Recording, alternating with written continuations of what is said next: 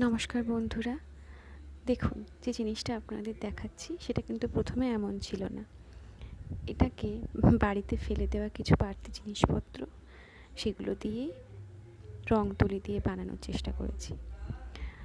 বাড়িতে ফেলে দেওয়া কম্প্যাক্টের আয়না আর ঢাকনা, সেইগুলোকেই আঠা দিয়ে জুড়ে তার উপরে রং তুলি দিয়ে চেষ্টা করলাম যাতে নতুন কিছু একটা বানানো যায়।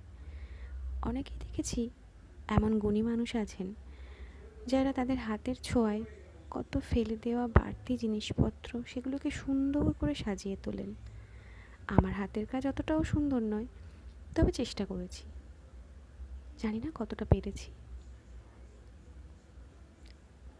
আস্তে আস্তে করে ভিডিওটা বানিয়েছি। একদিনে তো আর সম্ভব হয়নি, একটু একটু করে বানিয়েছি। জানি হয়তো ভালো হয়নি, কিন্তু আপনাদের তাও কেমন লাগলো জানাবেন।